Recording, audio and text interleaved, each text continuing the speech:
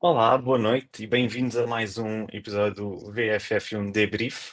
Hoje vamos falar do Grande Prémio de Imola, ou usando o nome oficial, o Grande Prémio del Made in Italy e Emília-Romagna. Estupidez. Mas para nós vai ser sempre o Grande Prémio de Imola. Antes de começar, queria agradecer primeiro aos patronos e às patronas que nos apoiam e convidar a quem nos segue a apoiar também o podcast em patreon.com/vff1. Podem também seguir o podcast no Instagram e no Twitter ou juntarem-se aos vários grupos do WhatsApp do podcast.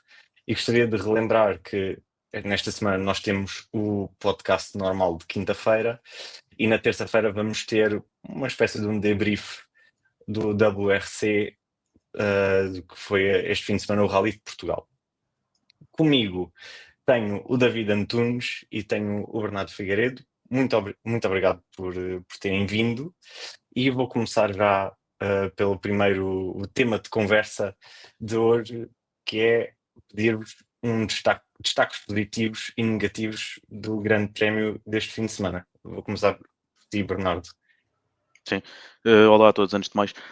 Destaque positivo, começo pelo vencedor. Acho que o Max Verstappen, com a Red Bull a começar a ter uma sexta-feira algo difícil, foi melhorando ao longo do fim de semana e o Verstappen foi impecável na corrida, como é quase sempre, sobretudo no arranque. E depois o ritmo de corrida parecia-me que, talvez pela primeira vez esta época, a Red Bull tinha um carro melhor do que a McLaren em corrida. E portanto o Verstappen fez uso disso e ganhou sem espinhas. Destaque negativo, a estratégia foi muito importante e quem foi para duas paragens correu, no geral, correu pior do que quem foi para uma, e portanto eu vou destacar a Aston Martin, que das equipas que estavam em boa posição foi aquela que decidiu fazer duas paragens com os dois pilotos.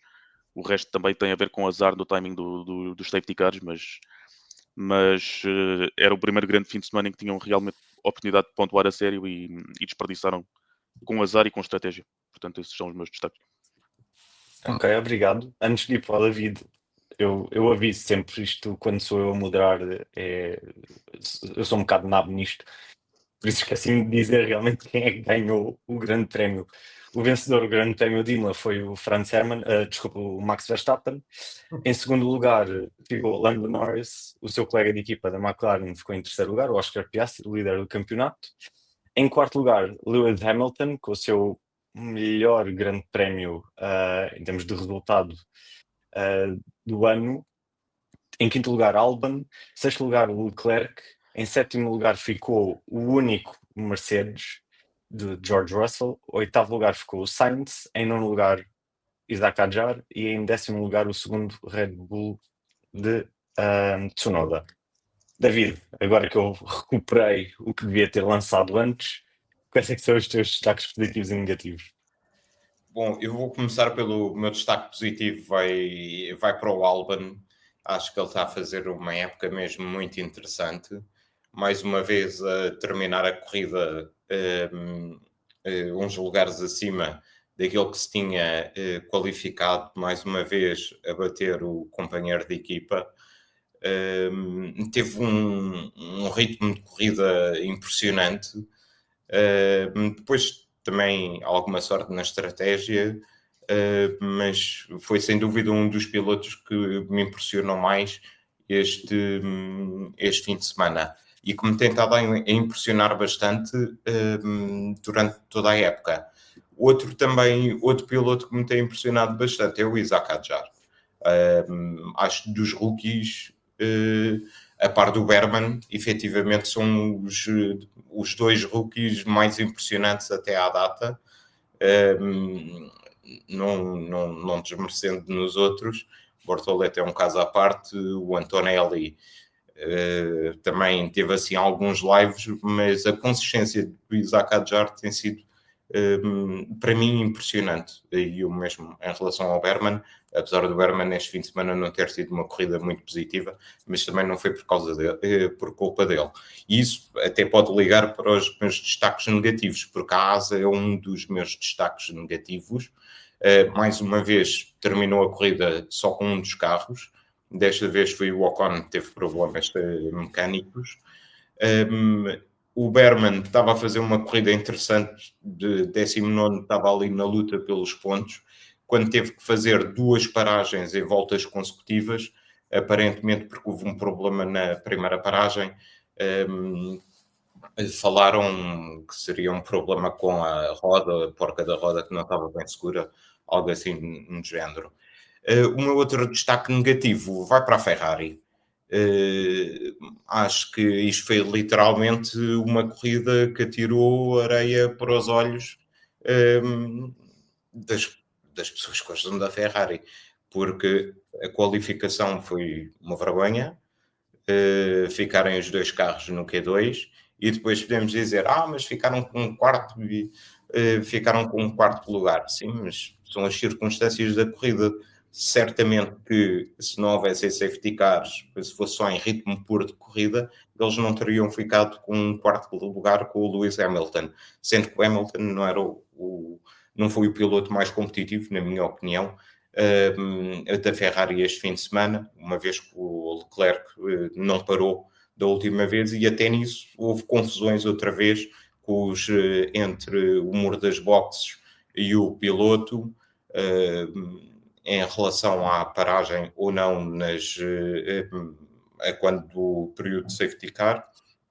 E eu acho que isto começa a ser verdadeiramente preocupante, a posição em que a Ferrari se encontra, e para mim é um dos destaques negativos, porque é realmente curto para uma equipa que foi vice-campeã do mundo na época passada, que tinha pelo menos o segundo melhor carro no final da época passada, e continuamos aqui, agora andam a tirar areia para os olhos, a dizer que o carro já estava desenvolvido quando chegou lá o Loic Serra, algo com o qual eu não concordo nada.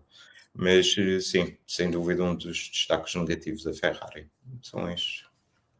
Sim, para mim o destaque positivo, aliás, vocês me tocaram um bocado nos meus 2 destaques positivos. O Albon definitivamente para mim é o piloto da corrida. Obviamente o Max, nós sabemos como é que o Max é, que ele consegue ser espetacular e quando está à frente é muito difícil ultrapassar, principalmente numa pista como Imola, mas o Albon fez uma corrida espetacular, tal como já tinha feito no último Grande Prémio. E o outro é o Alonso, a qualificação dele excepcional, o Stroll também, mas o Alonso enfiar um Aston Martin que vamos ser sinceros, tem sido dos carros menos competitivos da grelha, ele pôr o carro em 5º lugar e conseguir acompanhar até certo ponto os pilotos desse pelotão durante a primeira fase da corrida foi muito bom. Depois é realmente pena, como o Bernardo disse, a estratégia acaba por entalar o piloto espanhol. Vou só ler uns comentários antes de passarmos à frente. Miguel Maia, lá vou reagir. Miguel Maia deseja-nos uma boa noite a todos, desde Vila do Conde. Miguel Gonçalves deseja novamente bom dia a todos. Cumprimentar os nossos 3 membros do debrief e permita-me um cumprimento especial ao Guilherme pela sua indumentária fabulosa. Um bem-aja a todos os sportinguistas e à igreja Max Verstappen 33. Isto aqui a escolha da t-shirt foi totalmente ao acaso, Miguel, a sério. Juro. Carlos Cunha diz like feito. Amanhã ouço-vos, abraço. Miguel Maia volta para dizer que quem passasse a primeira curva em P1 seria o favorito a vencer, pois beneficiaria de ar limpo. Sim, muito verdade. O Rui Duarte Grulho diz um abraço a todos da box de Alcabides. Like dado, irei ouvir amanhã. Carrega Max. E o Rui Wozard diz à Costa. Não sei porquê, também pode ter alguma coisa a ver com. É do MotoGP, exatamente. É exatamente isso. Bem, agora vou tocar por exemplo, o que o Miguel Maia disse de quem passasse a primeira curva em P1 seria o favorito a vencer. E temos de falar do arranque do Max Verstappen. Foi realmente, na minha opinião, foi aí que ele ganhou o grande prémio. Eu queria vos perguntar, e começo por ti, David. Isto foi um momento de magia do Max Verstappen, ou achas que o Piastri também tem demasiada culpa e ficou-se demasiado em proteger o interior, ou foi simplesmente comido pelo Max? Eu acho que todos nós falámos um bocado sobre na Arábia Saudita, da primeira curva, como Piastri tinha dado uma de Max ao fechar ali a porta e deu a hipótese ao Max de ou vens contra mim ou tens que cortar a chicane. E eu acho que aqui ele foi um bocadinho ingênuo, foi um bocadinho naif, e deixou a porta aberta e o Max não lhe deu hipótese nenhuma. Mas a forma como o Max alarga ligeiramente a trajetória para passar mais em cima no corretor, para depois conseguir fazer aquele movimento, eu achei espetacular a forma como foi espetacular a ultrapassagem do Piastri, que já estava à espera daquilo que o Max ia fazer em Miami para depois fazer a tesoura. Aqui o Max já estava à espera do que é que o Piastri ia fazer para depois lhe fechar completamente a porta e não deu hipótese. E foi uma ultrapassagem incrível. E claro, depois o ar limpo vale muito nesta altura. E eu achei que foi um toque de gênio, mas achei que o Piastri foi um bocadinho apanhado a dormir naquela circunstância. Bernardo, faço exatamente a mesma pergunta a ti. Achas que foi Max Verstappen acabou por ter a sua vingança da Arábia Saudita? Sim, eu acho que o Piastri foi soft, não costuma ser, mas foi soft ali na travagem para a curva. E o Verstappen, sem lhe tirar mérito nenhum, foi impecável na sua manobra. Portanto, hum, eu dei-me a ideia que o Piastri estava mais focado no Russell, porque em boa verdade, no arranque em si, o Russell tem um arranque melhor que o Verstappen, e portanto o Piastri estava a tentar proteger essa trajetória, mas depois deixou aquele lado completamente descoberto e o Verstappen aproveitou os milímetros que lá estavam para fazer a manobra. O Piastri disse no final que se travasse para aí 10 metros mais tarde não acontecia e no fundo era o que devia ter feito. O próprio Russell que ficou ali preso atrás do Piastri ficou a reclamar que o Piastri travou demasiado cedo e portanto o Verstappen a partir daí ganhou. Em relação ao ar sujo, sim, na maioria das vezes sim, o ar sujo tem muita influência ainda no MotoGP, apesar dos regulamentos tentarem combater isso, mas por exemplo em Miami a McLaren estava atrás e esteve sempre perto do Verstappen, o ar sujo não foi Foi a impeditivo vantagem. para os seguirem. Sim. Portanto, aqui não sei se foi só ar sujo, deu-me mesmo a ideia que o Red Bull era um carro mais rápido em corrida e a partir do momento em que o Verstappen passou para a frente, isso foi claramente comprovado.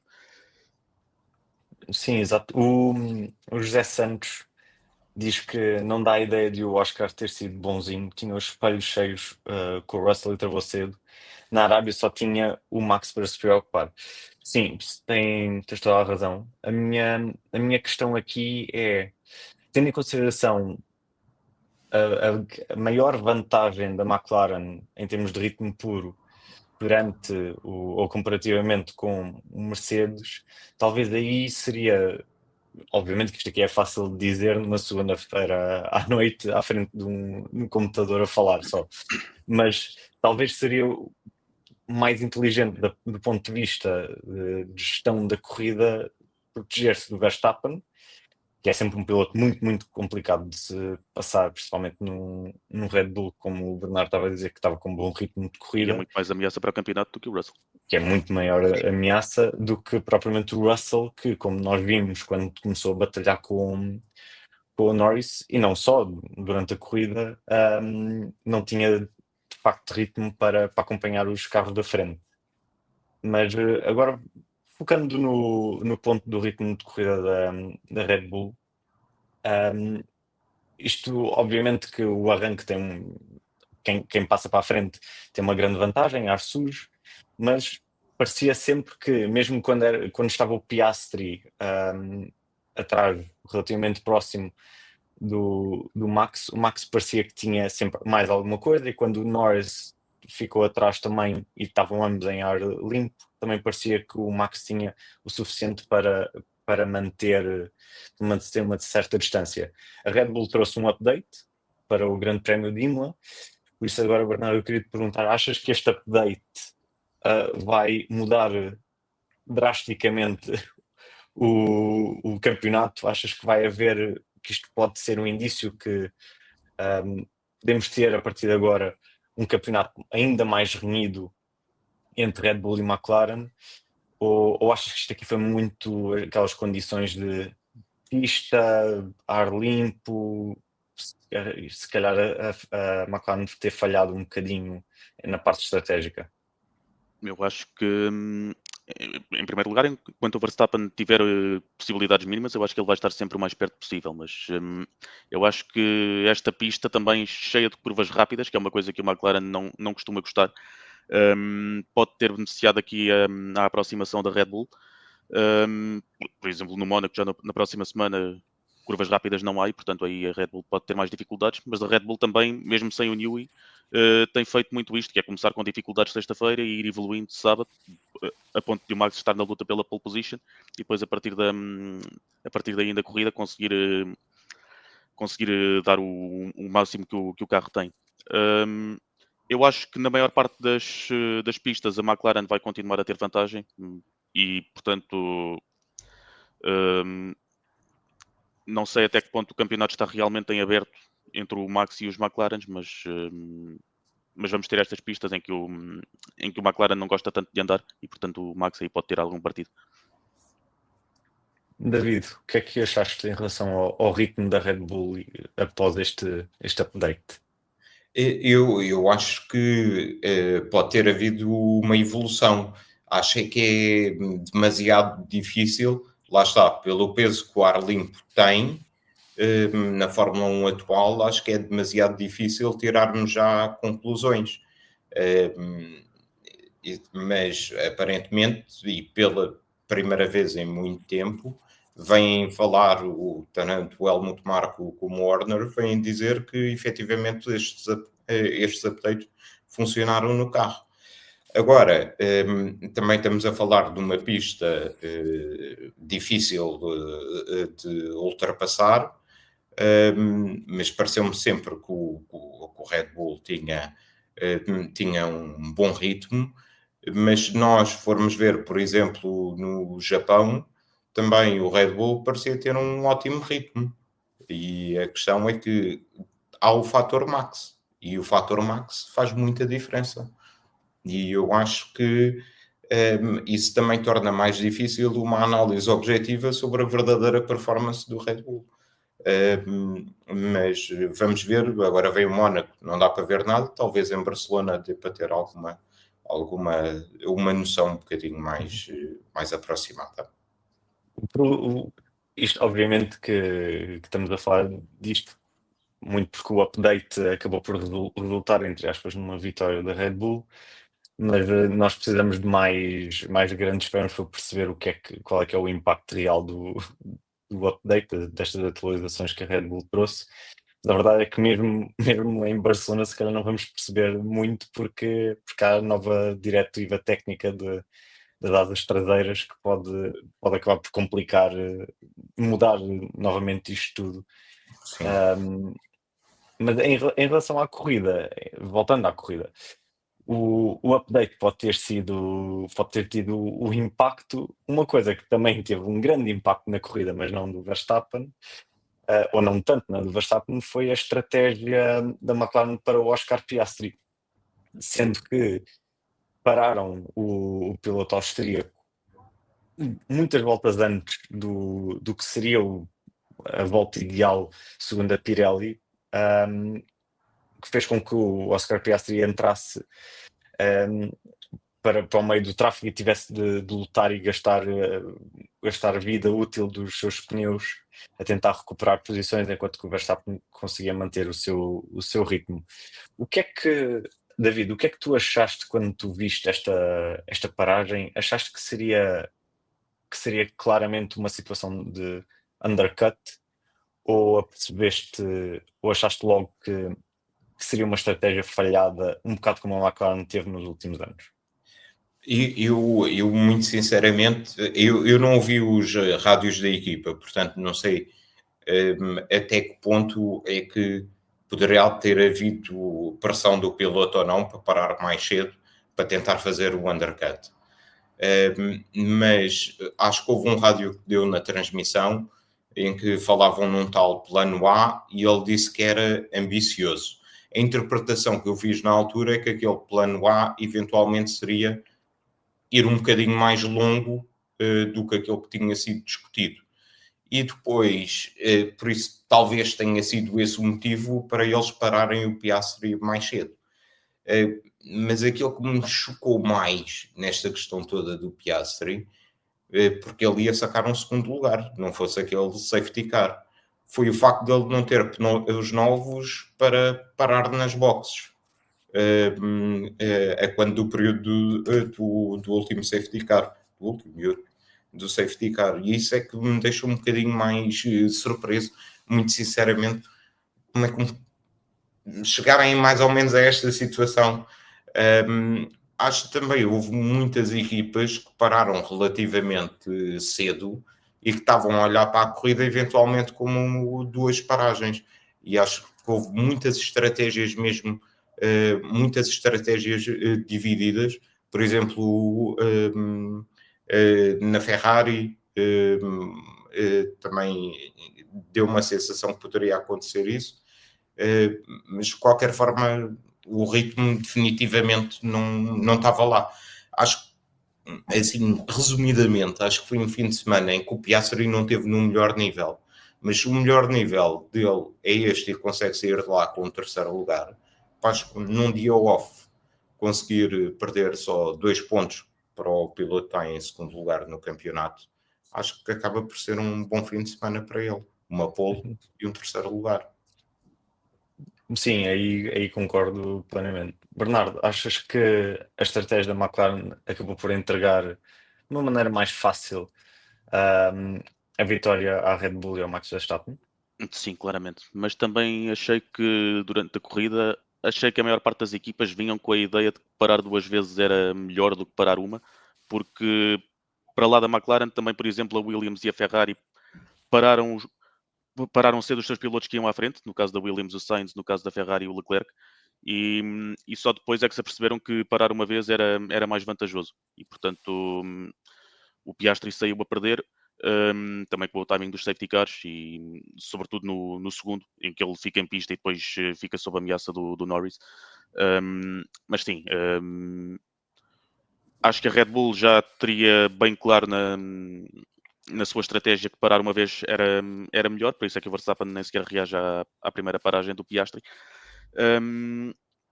E a partir daí ficou mais facilitada a vida da Red Bull, e o Verstappen conseguiu se calhar a sua vitória mais confortável do ano. Sim, como vocês mencionaram, a Ferrari fez a mesma estratégia que a McLaren para o piloto que ia à frente mais cedo. O Carlos Sainz também acabou por ficar na mesma estratégia. E ele próprio mencionou a meio da corrida que, pelo ritmo do Alex Albon, que ele que já tinha assumido que realmente ia ser uma só paragem.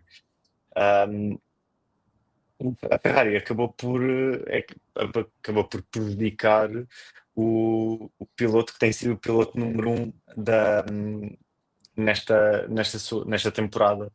O que é que vocês acharam em relação a este tratamento?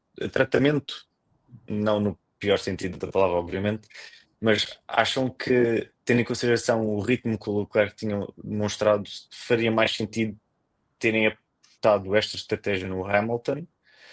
Ou acham que, como o Leclerc ia à frente, ele é que deveria ser sempre o que tinha a estratégia, vamos dizer, preferencial? Bernardo. Eu acho que eles pensavam que a melhor estratégia era 2 paragens, e como os dois se tinham qualificado tão atrás, eles terão pensado que o undercut seria a melhor estratégia, e o Leclerc, quando para, sai logo à frente do Russell e do Sainz, que respondem na volta seguinte e que se tinham qualificado muito à frente. Portanto, até percebo o porquê deles terem ido para essa estratégia, mas depois claramente acabou por não funcionar, e portanto o Hamilton acabou por beneficiar mais. O Leclerc, no geral, eu acho que faz uma boa corrida, dentro das condicionantes que tem, mas no final o Hamilton tinha uma estratégia melhor e saiu ele à frente. E, David, achas que o Leclerc é de facto o piloto mais azarento do pelotão? Achas que ele Epá, leva esse título do Alonso? depois daquilo que aconteceu no Mónaco, umas épocas atrás, realmente, quer dizer, é difícil numa corrida em casa, é difícil não pensar dessa forma. Mas eu acho o que o Bernardo disse, ou seja, toda a gente ia convencido que as 2 paragens eram a melhor estratégia, e eles eram ao piloto que estava a demonstrar mais ritmo, que tem vindo a demonstrar mais ritmo, essa hipótese. Acho que quando o Leclerc para trocar, quando não para, perdão, para trocar de pneus, é que isso acaba por causar um problema. Bem, para já ia haver um problema, que era, mais uma vez, íamos ter um piloto mais rápido com um pneu que se estava a aproximar do companheiro de equipa quando caiu o safety car. Portanto, íamos provavelmente ver uma reedição daquilo que aconteceu em Miami. Depois, aquela situação de não parar, não fazer a segunda paragem quando estava atrás quando foi o período de safety car, isso é que acabou por condenar a corrida do Leclerc, porque em condições normais ele se calhar tinha conseguido. Não sei se um pódio seria possível, mas pela forma como ele tem vindo a conduzir, pela forma como defendeu a posição contra o Albon, e o Albon estava com pneus novos, eu acho que tinham mais hipótese do que o Hamilton. Mas, de qualquer forma, foi mais uma destas circunstâncias que aqui é mesmo 50-50. O piloto pede os pneus macios e depois disto não entra para as boxes, não é tudo só do humor das boxes da equipa. Mas vamos ver agora como é que corre no Mónaco. Vocês tocaram neste ponto também da estratégia da Ferrari, e o Hamilton acabou por sair com o que acabamos por ver a melhor estratégia. O Hamilton teve provavelmente a sua melhor corrida do ano, 12º para 4º lugar. O que é que acharam da corrida? Acham que foi muito circunstancial, ou acham que realmente ele estava com um bom ritmo e é merecedor deste 4º lugar, e acham mesmo que foi a melhor corrida dele deste ano, David? Lá está, eu acho que o Leclerc acaba por ser penalizado por não parar a quando do safety car. Mas pareceu-me um Hamilton mais próximo do companheiro de equipa na qualificação, já não vimos aquela margem de meio segundo. No ritmo de corrida ele também estava com um ritmo interessante ali a meio da corrida. Só que a questão é que o Hamilton já teve períodos desses, mesmo creio que foi no Bahrein, a determinada altura ele estava a fazer tempos por volta mais rápidos do que o Leclerc. A questão é a consistência, e é isso que nós vamos ver. É normal que ainda exista algum desconforto com este carro. Também não lhe deram o melhor carro para as mãos, mas acho que é, sobretudo, este resultado é mais por causa de ter tido a oportunidade de parar quando o último safety car e o Leclerc não o ter feito. Bernardo, o que é que tu achas da corrida do Hamilton? Eu, acima de tudo, apesar da péssima qualificação de ambos os Ferraris, eu acho que o ritmo de corrida não era nada de se deitar fora. Portanto, Também houve outra coisa que eu destaquei, que é maior concordância entre o Hamilton e o muro das boxes. Em Miami tinha sido exatamente o contrário. Houve uma rádio em que o Hamilton disse: vamos fazer undercut a estes pilotos que estão à nossa frente. O Ricardo Adami responde uma coisa e o Hamilton concorda com o Ricardo Adami. E, portanto, psicologicamente o Hamilton também estava com a cabeça na corrida e a partir daí tudo isso mais a estratégia certa, acho que acabou por fazer um bom resultado à base disso tudo. A partir daí acho que a Ferrari tem só de tentar melhorar, obviamente o carro em ritmo de corrida pode dar mais, mas sobretudo as qualificações. E a partir daí acho que o Hamilton eventualmente vai conseguir encontrar-se. Eu acho que o Leclerc é natural que esteja mais à frente, porque já conhece o carro de épocas anteriores, mas se a Ferrari conseguir melhorar o carro, eu acho que o Hamilton também vai conseguir chegar lá com alguma naturalidade. Eu posso só dizer, é assim, Sim. eu não concordo com essa questão do ritmo, por se tu vires os pneus que o Leclerc tinham a mesma idade dos pneus, o mesmo número de voltas que os pneus do Piastri, e em 10 voltas leva 8 segundos. Portanto, o ritmo da Ferrari não evoluiu assim tanto. Acho que foi mesmo uma situação, eles demonstraram um ritmo interessante, mas também não foram muito prejudicados pelo timing dos virtual safety cars e dos safety cars. Por isso, porque em 10 voltas, efetivamente, leva 8 segundos do Piastri. Ok, que o Max estava com pneus novos, mas o Leclerc leva 17 segundos em relação. Por isso, acho que eles têm que continuar a trabalhar, porque claramente o carro ainda não demonstra um ritmo para ser um carro competitivo. Eu estava a pensar mais no primeiro stint em que o Hamilton está sempre a meter pressão no Antonelli. Era mais por aí que eu estava a ir, mas sim. Eu acho que neste grande prémio, principalmente estando em casa, eu acho que o ritmo em si, para a Ferrari, depois do grande prémio de Miami, acho que quase que seria secundário. O que eles queriam era ter uma corrida em que pontuassem, tivessem um bom resultado. Eu acho que isso acabou por acontecer. Acho que tiveram o melhor resultado possível. Faça Um a quarto qualificação, lugar, claramente. sim, depois da qualificação, acrescentando o desastre que foi a qualificação. Eu acho que quarto e sexto lugar é um belíssimo resultado. Tiveram uma corrida tranquila em termos de ordens de corrida, que foi algo que em Miami não aconteceu. Eles apareceram em todas as páginas de redes sociais que tenham algum tipo de conteúdo da Fórmula 1, apareceram, e foi sempre pelas más razões. Neste caso, sim, podemos argumentar que realmente o Leclerc teve azar na paragem, ou no facto de ter sido um dos poucos das equipas mais à frente que fez duas paragens, e depois teve azar no safety car de já não ter bem pneus que pudessem chegar até ao fim. Que realmente eu acredito que se ele tivesse tido esses pneus, ele poderia provavelmente era ele que ficava em quarto.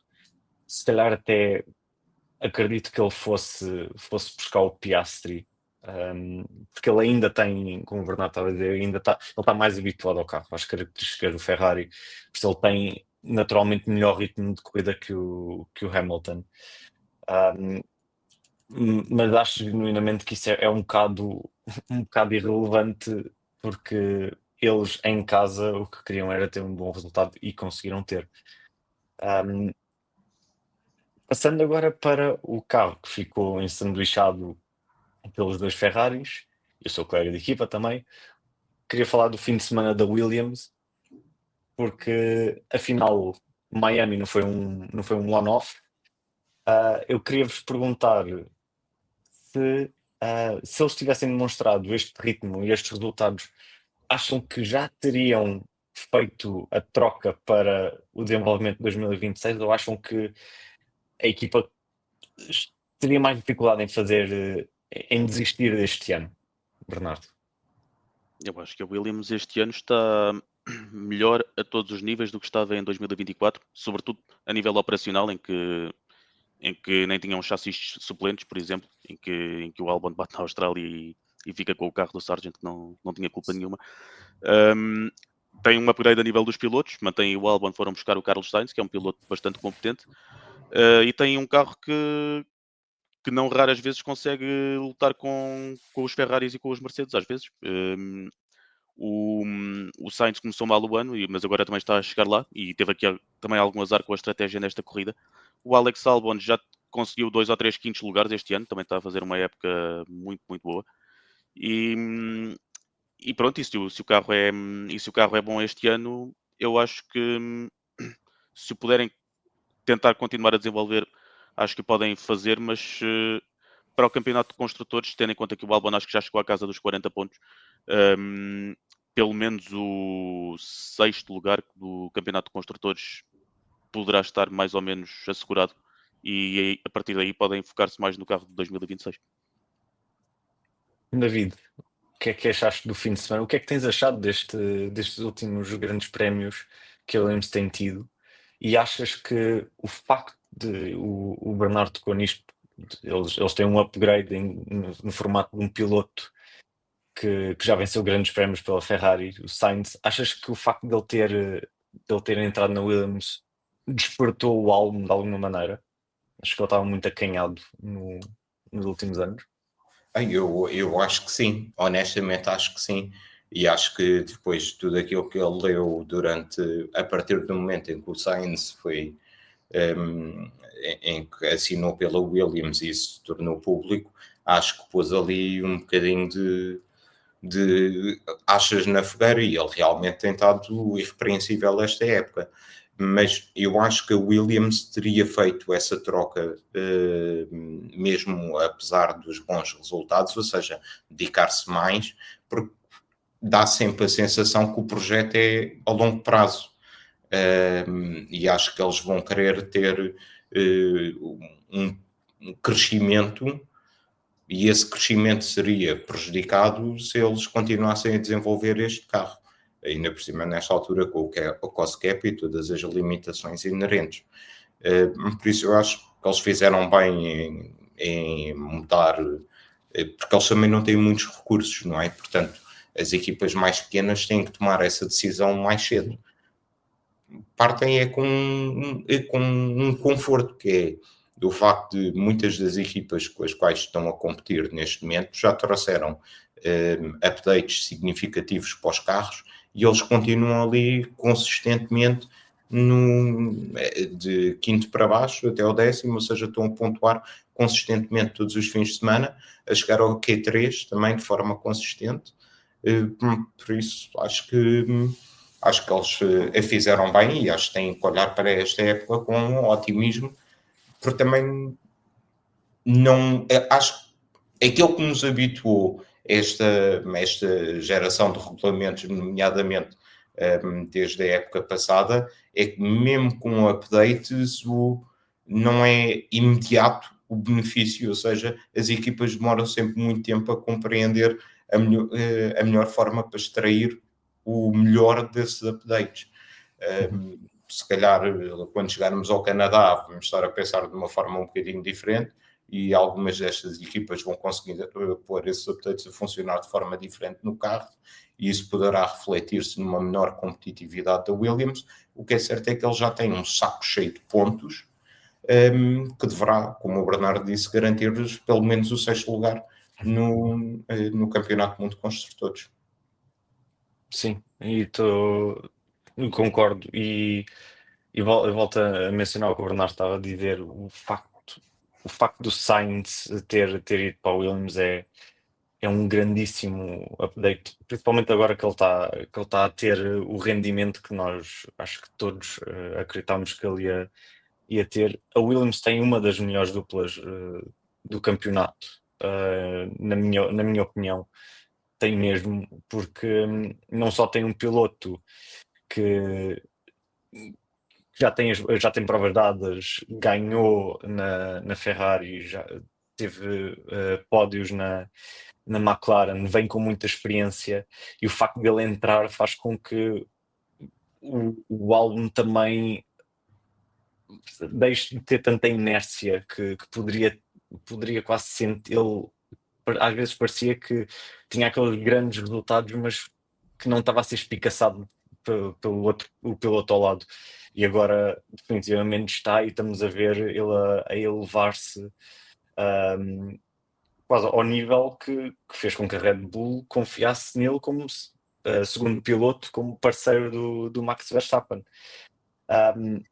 Por acaso, agora, rapidamente, gostava de vos perguntar, porque o José Santos menciona que não era descabido ver o Albon em cima do Oscar no final, não fosse ter andado a brincar aos castelos de areia.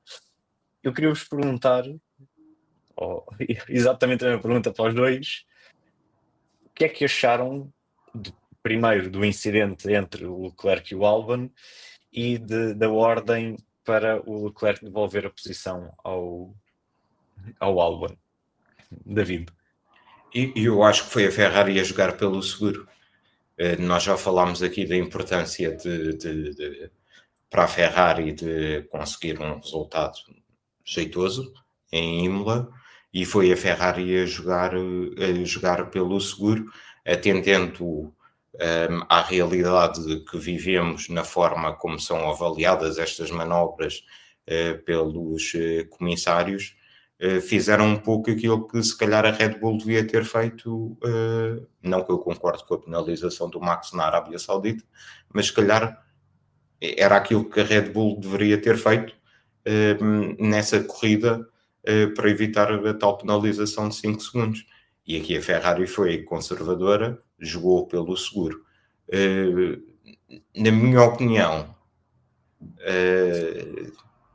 é puxadinha. O Leclerc estica-se ali um bocadinho. É a sensação com que eu fico. Porque o Albon está substancialmente... está com as rodas dianteiras para lá do retrovisor no momento da ultrapassagem. Mas para mim foi um momento fantástico de defesa de posição. Eu adorei. Bernardo. Sim, pelas guidelines, se calhar o Leclerc tinha como defender a manobra, mas eu também acho que ele se esticou e sobretudo como havia gravilha, como o Albon ainda perdeu uma posição para o Hamilton, eles tendem a olhar também um pouco mais para as consequências do que para o incidente em si, e o Leclerc aí podia ser penalizado, e se fosse penalizado naquela circunstância com os carros todos em cima uns dos outros, caía completamente para fora dos pontos, e aí acho que a Ferrari fez bem, jogou pelo seguro e manteve o melhor resultado possível. Sim, eu concordo que ele, naquela situação, pôr nas mãos dos comissários estas decisões, tendo em consideração as guidelines de todos, nunca se sabe o que é que vai sair dali. Se não houvessem estas guidelines, eu até estaria tentado a dizer que poderia ser um incidente de corrida, mas está tão confuso que eu nunca sei. Quando um piloto vai tentar ultrapassar por fora, nunca sei primeiro o que é que vai sair daí em termos de defesa, e depois em termos de decisão de comissários, porque infelizmente parece que hoje em dia cada manobra de ultrapassagem, não sei que seja 100% perfeita, vai ter um lado mais controverso ou uma decisão controversa por parte de pessoas que estão a ver sentadas a olhar para ecrãs. Agora vamos passar para um piloto que já tínhamos mencionado, o Fernando Alonso, que teve um grande fim de semana. Teve uma mega qualificação, infelizmente rendeu 0 pontos, ficou muito próximo, mas mesmo muito, muito próximo do Tsunoda, mas acabou em 11º lugar. No entanto, Bernardo, achas que há razões para o otimismo, tendo em consideração este resultado? Sim, acho que sim. Pela primeira vez em muito tempo, a Aston Martin parece ter trazido um upgrade que é realmente um upgrade e, portanto, desde logo aí há razões para o otimismo. Em Miami estavam a lutar no fundo da grelha com os Sauber, e aqui já estavam a qualificar-se com um carro em quinto, o que é espetacular. Depois há o fator azar, que eu aí concordo quase em absoluto com o Alonso, que ele realmente tem muito azar, e chegar a esta fase do campeonato com 0 pontos, mesmo quando tinha carro mais difícil de guiar, houve uma outra fase em que ele podia ter conseguido resultados melhores e não conseguiu por causa desse azar. E aqui também foi uma combinação de azar e de estratégia. Mas sim, voltando à pergunta inicial, acho que a Aston Martin, se conseguir manter este upgrade a funcionar para os próximos circuitos, o Mónaco não vai ser representativo de nada, porque quem está à frente na pista, em princípio, fica à frente. Mas nos circuitos seguintes, se a Aston Martin conseguir manter este ritmo e for conseguir ir melhorando o carro ao longo do ano, pode ter resultados muito mais interessantes. David, já é Adrian Newey a espalhar o seu pozinho mágico no carro? Eu gostava de dizer que sim. Eu gostava de dizer que sim, porque eu admiro bastante o Adrian Newey. E acho que ele é mesmo incrível. Aparentemente, poderão ser os conselhos dele à hora do almoço, segundo consta. Mas aquilo eu acho que se calhar houve um passo dado em frente pela Aston Martin com estas novas peças, mas fala-se muito na questão da estratégia dos pneus durante a qualificação. Eu tenho dúvidas com o carro que eles tinham em Miami, que com os médios conseguissem entrar no Q3 os dois carros. Se fosse, portanto, eu acho que houve uma evolução a nível de performance, e se nós considerarmos todo o azar que o Alonso teve durante a corrida, com os timings dos safety cars, virtual safety cars, tudo isso, o facto de ainda ter tido um problema nos pneus, que acho que teve, nos pneus não, nos travões, que acho que estavam mesmo em chama, e acaba a 0.8 do 10º lugar, é realmente estrondoso. E tudo bem que há o talento Alonso, não é? Mas o carro também deve ter ajudado. Por isso vou ver com alguma curiosidade o evoluir, talvez em Barcelona, talvez no Canadá, lá está. É sempre difícil falarmos nisto. Olha, um caso mesmo recente foi a Ferrari trouxe um fundo plano novo no Bahrein, o Leclerc consegue um terceiro lugar na Arábia Saudita, e nós poderíamos pensar que eles evoluíram bastante e estavam ali. E depois, as corridas a seguir, vemos estes resultados. Portanto, é sempre difícil avaliar, cada vez que uma equipa traz um update, se está a funcionar ou não. Mas por esta amostra, acho que sim, tenho a impressão que sim. O José Santos menciona que o Alonso andou muito tempo a 1 segundo do Russell e do Norris, mesmo andando os dois à luta. É muito bom sinal para a Aston Martin, e sim, eu concordo. Realmente foi uma surpresa, não estava nada à espera. Podemos considerar que talvez, se a Ferrari tivesse tido uma qualificação, vamos dizer, normal, se calhar os Aston Martin não teriam tanta facilidade. Mas a verdade é que o Alonso meteu o carro em quinto, por isso é tirar o chapéu. Mas Olhando deixa-me só agora, dar mais duas notas sim, em relação à Aston Martin. Em relação à qualificação, que era o facto dos pneus macios, que eram os mais macios de todos da gama da Pirelli, não estarem a durar muito durante uma volta. E a Aston Martin, eu critiquei-os no domingo pela estratégia, mas a estratégia ao sábado foi perfeita. Eles foram os primeiros a perceber que os médios na qualificação podiam dar frutos. E a última nota é para o último stint do Alonso, que estava a fazer ultrapassagens sem DRS, em sítios onde mais ninguém estava a ultrapassar. E foi à base disso que ficou muito perto dos pontos. Já agora, eu gostava só de referir uma coisa que nós não referimos aqui, que foi talvez uma das surpresas pela negativa, tenha sido os próprios Mercedes. E a falta de ritmo, e mais uma vez temperaturas mais altas, e voltámos a ver aquilo que acontecia com o Mercedes na época passada, terem dificuldade em conseguir gerir os pneus com este tipo de condições. sim, dependendo da meteorologia no Mónaco, eles podem ser o melhor carro ou a ter dificuldade a pontuar. É impressionante o Mercedes, mas Sim. pronto, é continuar em frente. E continuamos em frente para o final da corrida, especificamente o final da corrida da McLaren, porque houve uma situação em que Norris, estando atrás do Oscar Piastri, mas com pneus novos, mencionou o facto de poder ser mais inteligente, haver ordens de equipa. E a minha pergunta é novamente bastante simples. Devia ou não ter havido ordens de equipa, David? Devia. Devia ter. Devia. Eu sei que não é bonito vermos ordens de equipa, não é? Mas se calhar se calhar poderiam ter libertado. Bem, para já correram um risco perfeitamente desnecessário, porque aquela ultrapassagem foi bastante próxima, tiveram os dois bastante próximos. E segundo, se tivessem libertado o Norris mais cedo, poder-lhe ter dado uma oportunidade de ver o que é que ele poderia fazer perante o Max Verstappen. Agora, na altura em que ele consegue ultrapassar o Piastri, depois já era tarde demais. Principalmente nós sabemos que numa volta, e já é até uma das características do próprio Max, quando se apanha na frente, é no final de 2 ou 3 voltas estar fora de zona de DRS. Bernardo, achas que devia ter havido ordens de equipa ou tendo em consideração que estão ambos os pilotos da McLaren a lutar pelo campeonato, a equipa fez bem em simplesmente deixar a coisa resolver-se naturalmente?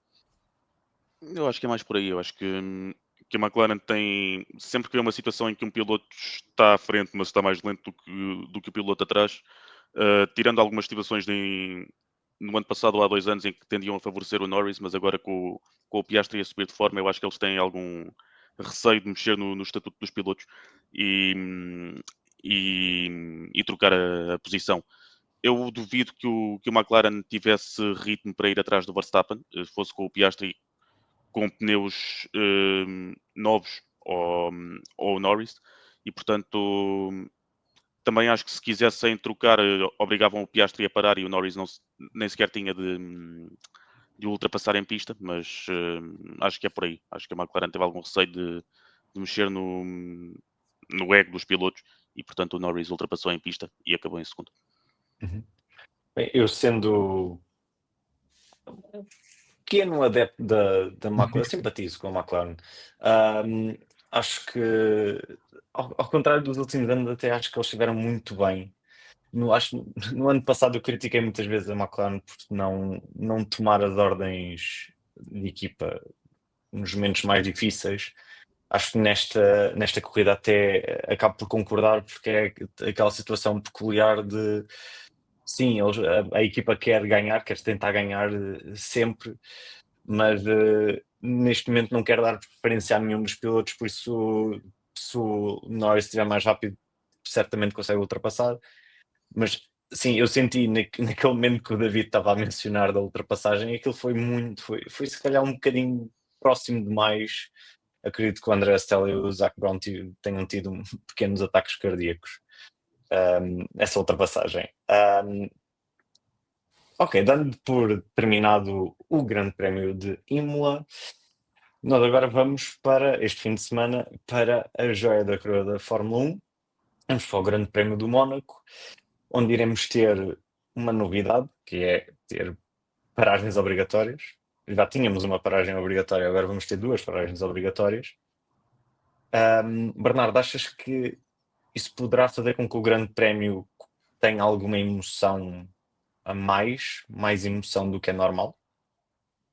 Levar algumas por estratégia, mas continua a ser o de quem chegar ao último stint no primeiro lugar não sai dali. Já vi o Ricardo a ganhar, fazer a corrida com pouca potência. Já vi o Hamilton a ganhar no Mónaco com pneus muito mais desgastados do que quem vinha atrás dele, que acho que era o Verstappen. Também acho que é um pouco reagir uma reação ao Grande Prémio do Mónaco do ano passado, que foi facilmente o pior da época, porque estava toda a gente a tentar ir lento por causa da bandeira vermelha da primeira volta, e se calhar é por isso que tomam essa medida. Não sei se vai melhorar assim tanto, mas pode ser que melhore alguma coisa. David, achas que vai haver algum espertalhão que logo nas primeiras 2 voltas para das 2 vezes? Eu já não digo nada, nós na Fórmula 1 já vimos tudo, não é? Há sempre. Já não digo nada, mas aqui a questão é que, ok, uma paragem acho que tem cerca de 26 segundos, não estou em erro, é algo assim de género. Mas imaginemos, pode haver um a tentar fazer isso, mas e depois os outros demoram muito tempo a parar. Estando lá no fim, esses 26 segundos passam num ápice. Vamos ver o que é que vai dar. A única certeza que nós temos no Mónaco é que vamos ter uma grande sessão de qualificação no sábado, isso é sempre a garantia dos grandes prémios no Mónaco. Na corrida, a estratégia é as 2 paragens obrigatórias. Vai ser interessante se ver. O meu único receio é que, se isto funcionar no Mónaco, alguém se lembre de tornar esse tipo de paragens obrigatórias para Singapura ou para Imola, se estiver no campeonato no próximo ano, ou algo assim de género. Ou Suzuka, por exemplo. Sim, acredita que há de haver um ser que vai dizer: vamos fazer isto aqui, é incrível, vamos fazer para todas. Mas sim, há muitas pessoas que não gostam do Grande Prémio do Mónaco, acham que o Grande Prémio devia sair, porque realmente, como o Bernardo estava a dizer, não é o melhor circuito, principalmente para estes carros, para ter boas corridas, mas, tal como o David disse, o que não tem de corrida no domingo compensa pela qualificação, que é a qualificação do ano. Nós já vimos qualificações espetaculares recentemente. 2023 foi das melhores qualificações de sempre, e nós agora temos um pelotão que está muito, muito próximo. E sim, temos favoritos para a pole e para a corrida, mas no Mónaco, na qualificação, tudo pode acontecer. Bernardo, qual é que é a tua previsão de pódio? E quem é que achas que vai estar melhor? Eu acho que, em termos de carro, talvez a McLaren esteja melhor, mas eles têm falhado em algumas qualificações esta época e, portanto, vou para o kit de unhas do Verstappen, que é sempre fiável. E por isso vou apostar Verstappen para a vitória e depois Piastri em segundo, Norris em terceiro. E já agora dizer que apesar de não dar sempre boas corridas no domingo, a continuidade do circuito do Mónaco eu defendo por completo. David? Bem, é assim, as 2 paragens obrigatórias, e tendo em conta o histórico com a estratégia, a Ferrari fica automaticamente eliminada. Por isso, ou seja, portanto, as hipóteses da Ferrari fazer o pódio para mim são reduzidas. Acho que eu também concordo com o Bernardo, Max Verstappen. Talvez um McLaren em segundo, poderei dizer o Piastri. Se calhar um Williams a fechar o pódio. Carlos. Olha, confias que o Albon possa fazer o que fez há uns anos na Austrália e para na última volta? Eu honestamente confio. Aliás, isso seria uma estratégia bem mais interessante do que uma paragem logo na primeira volta. Eu vou ser sincero, eu adorava uma paragem na primeira e uma paragem na última. Aí isso era Já, fantástico. já que é para termos, já que é para termos regras estilo Mario Kart, para que aproveitem. Façam Sim. mesmo à maluca. Ahm, eu, eu- a McLaren não é, o carro não é de qualificação, a vantagem deles normalmente é toda na corrida. Se calhar pode ser que mudem algum setup que faça com que que tende mais para a qualificação. O Bernardo confiou no kit de unhas do Max Verstappen e eu vou confiar no kit de unhas em qualificação do Leclerc. Acho que o Leclerc no Mónaco, apesar de não ter a maior sorte, em qualificação ele é provavelmente o mais forte. Talvez tanto no Mónaco como em qualificação em geral, na minha opinião. Por isso, talvez o Leclerc faça um brilharete. Depois provavelmente diria segundo lugar Max, terceiro lugar Oscar Piastri. Acho que seria por aí. No entanto, eu estou como o David. Eu acredito que um Williams faça uma loucura em termos de estratégia. Mas pronto, está dada a nossa previsão para o Grande Prémio do Mónaco. Basta só eu, ou sobra só eu agradecer a todos que estão a ver, agradecer ao Bernardo e ao David por terem vindo. E vemo-nos para a semana. Desejo a todos um resto de uma boa semana e que no Mónaco que tenhamos um grande, grande, grande, grande prémio. Se que a Joia da Coroa merece isso. Muito obrigado e boa noite.